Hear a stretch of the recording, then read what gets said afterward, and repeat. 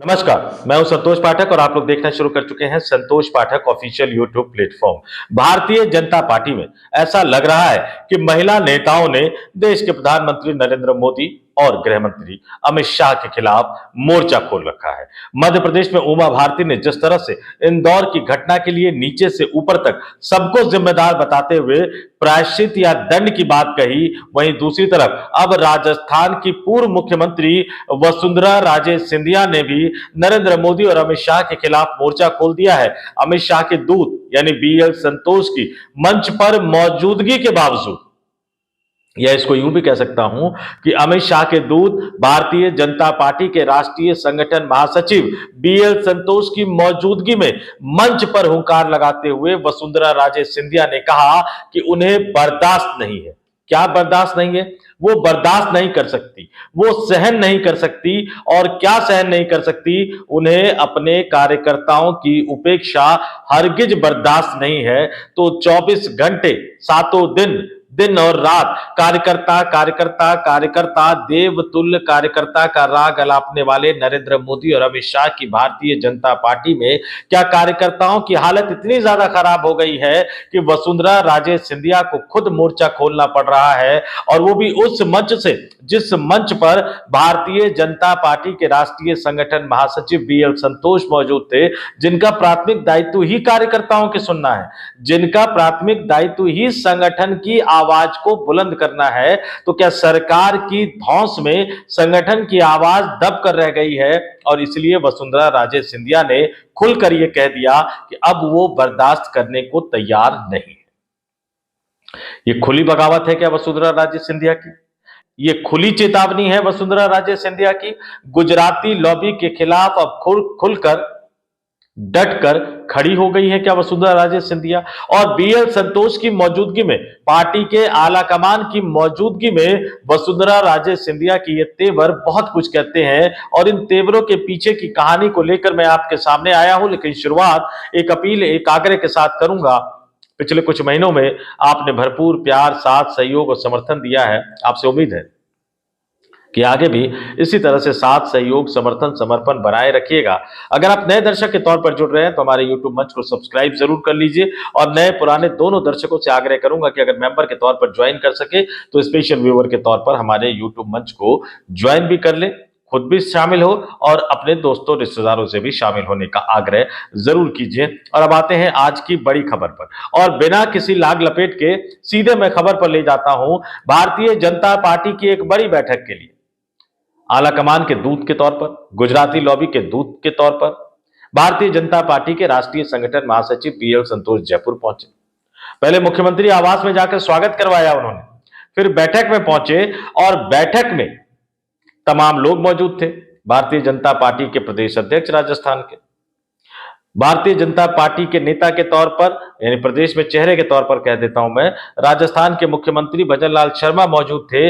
लेकिन सबको इंतजार इस बात का था कि वसुंधरा राजे सिंधिया जो उस कार्यक्रम में मौजूद थी वो बोलेंगी तो क्या बोलेंगी, वसुंधरा राजे सिंधिया खड़ी होंगी तो क्या बोलने के लिए खड़ी होंगी। और पहले जरा मैं तस्वीर दिखा देता हूं। ये तस्वीर वसुंधरा राजे सिंधिया की बोलते हुए की तस्वीर है, जब वो भाषण दे रही थी मंच पर बीएल संतोष और मुख्यमंत्री भजनलाल शर्मा की मौजूदगी में। और क्या भाषण दिया उनका खुद का, उन्होंने अपने भाषण के कुछ अंश को कोट करके पोस्ट किया है एक्स पर, और इसके जरिए एक बड़ा संदेशा देने की कोशिश वसुंधरा राजे सिंधिया कर रही है।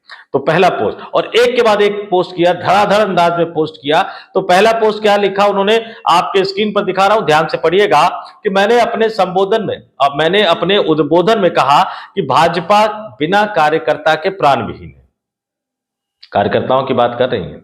इसलिए जरूरी है कि हम कार्यकर्ताओं को मजबूत करें। गांव में बूथ अध्यक्ष, मंडल में मंडल अध्यक्ष और जिलों में जिला अध्यक्ष हमारे एम्बेसडर है। ध्यान से सुने, गांव में बूथ अध्यक्ष, मंडल में मंडल अध्यक्ष और जिलों में जिला अध्यक्ष हमारे एम्बेसडर है। उनके साइन से जनता के काम हो, उनकी 1 घंटे में अधिकारी फोन उठाए या भुगतने के लिए तैयार रहे।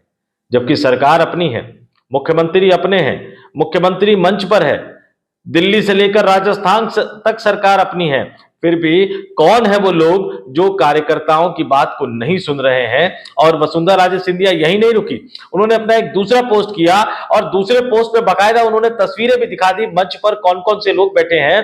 वो सबसे पहले दूसरी तस्वीर आपके स्क्रीन पर दिखा देता हूं कि दूसरी तस्वीर में आपको तमाम लोग नजर आ रहे होंगे और उस पर वसुंधरा राजे सिंधिया ने क्या लिखा वो आपके लिए जानना बहुत दिलचस्प है।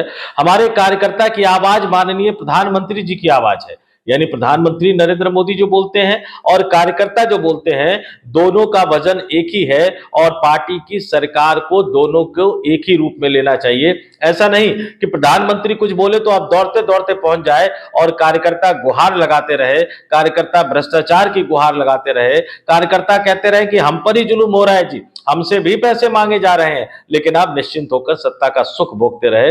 ये नहीं चल सकता। तो वही वसुंधरा राजे सिंधिया ने बोला। पूरा पढ़ देता हूं। हमारे कार्यकर्ता की आवाज माननीय प्रधानमंत्री जी की आवाज है, वही मुख्यमंत्री जी की आवाज है, अपने क्षेत्र में वही सांसद है, वही विधायक है, वही प्रमुख है, वही सरपंच है, वही हमारी पहचान है।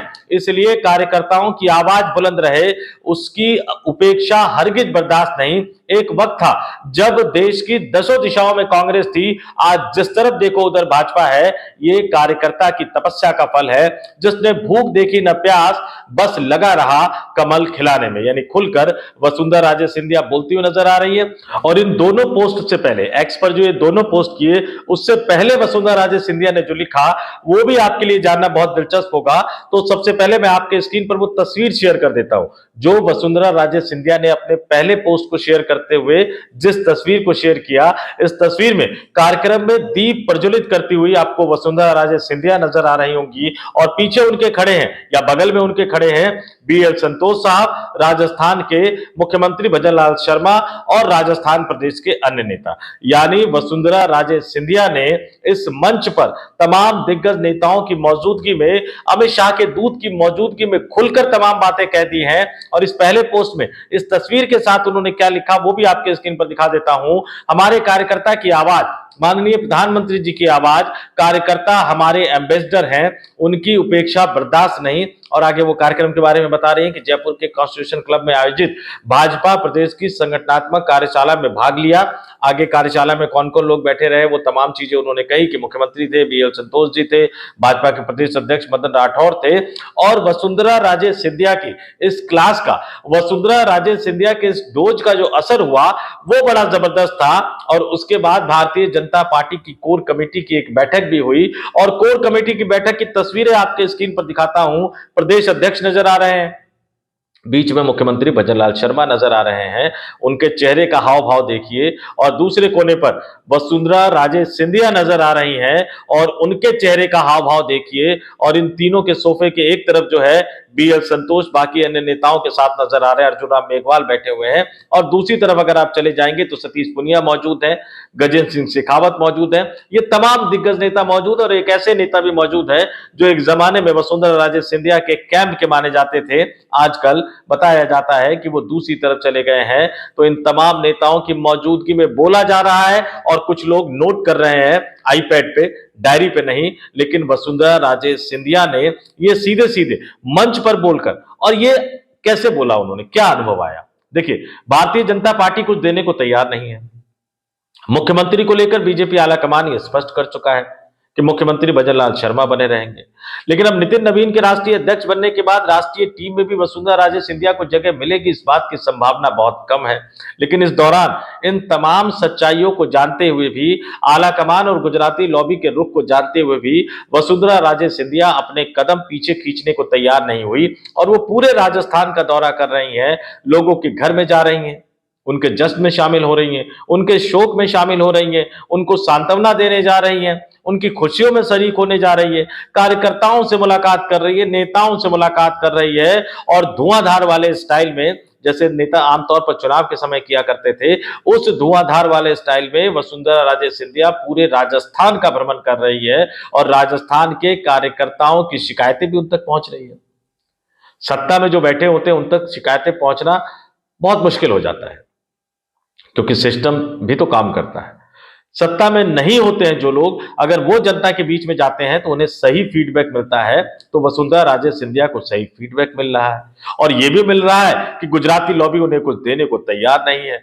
और वसुंधरा राजे सिंधिया भारतीय जनता पार्टी के आला कमान यानी केंद्र की सरकार नरेंद्र मोदी और अमित शाह द्वारा दिए गए राज्यपाल बनने के ऑफर को स्वीकार करने को तैयार नहीं है, राजस्थान को छोड़ने को तैयार नहीं है। तो क्या वसुंधरा राजे सिंधिया सिर्फ एक विधायक बनकर ही राजस्थान की राजनीति में सक्रिय रहेंगी? इस बात की भी संभावना न के बराबर है। और जब ये सवाल पूछा जाता है तो बार बार फिर वही कहा जाता है कि क्या वसुंधरा राजे सिंधिया जैसी नेता को इस तरह से असक्रिय होकर बैठ जाना चाहिए?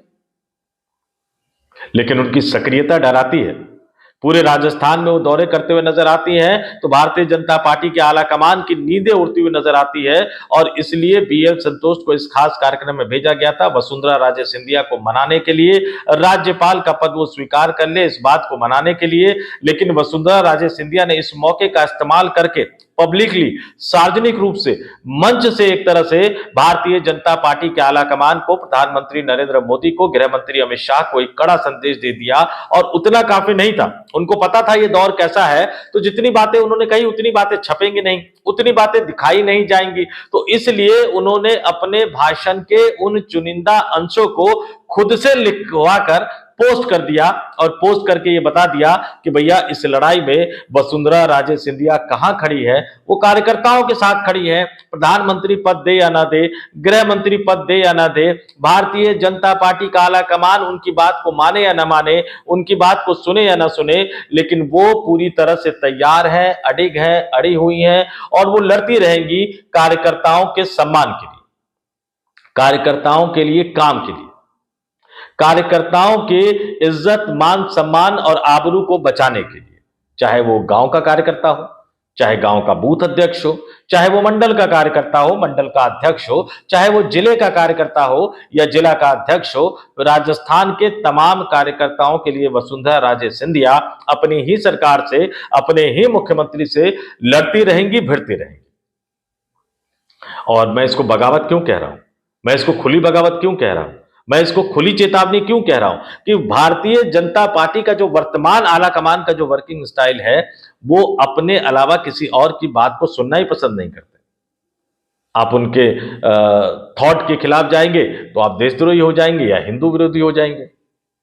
आप अगर पार्टी में उनके फैसले को चैलेंज करेंगे तो आप पार्टी के गद्दार हो जाएंगे, पार्टी के विरोधी हो जाएंगे। लेकिन चीजें बदल रही हैं। वसुंधरा राजे सिंधिया का खुलकर यह कहना और पोस्ट करना यह बता रहा है कि अब वो बीजेपी के आला कमान से लोहा लेने के लिए तैयार है। मध्य प्रदेश में उमा भारती का पोस्ट करना, उससे पहले वो कह चुकी है कि 2029 का लोकसभा चुनाव वो लड़ेंगी। अब पता नहीं है गुजराती लॉबी टिकट देती है नहीं देती, लेकिन उमा भारती का सोशल मीडिया पर आकर पोस्ट करना यह बताता है कि वो बीजेपी की गुजराती लॉबी से लड़ने के लिए तैयार है।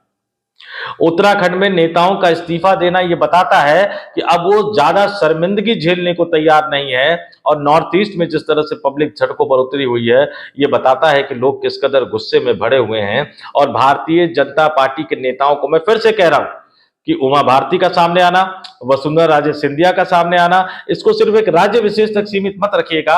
उमा भारती को सिर्फ मध्य प्रदेश तक सीमित मत रखिए, वसुंधरा राजे सिंधिया को सिर्फ राजस्थान तक सीमित मत रखिए। आने वाले दिनों में ये आवाज देश के अन्य राज्यों से भी बुलंद आवाज, इसी तरह की आवाज निकलती हुई सामने आएगी। और सही बात भी है, कोई कब तक अन्याय बर्दाश्त करेगा, कोई कब तक तानाशाही को बर्दाश्त करेगा। और अपने तमाम दर्शकों से कहूंगा कि वो भी कमेंट करके जरूर बताएं कि खुलकर वसुंधरा राजे सिंधिया ने जो चेतावनी दी है, उसका असर राजस्थान की राजनीति पर आने वाले दिनों में कितना पड़ेगा।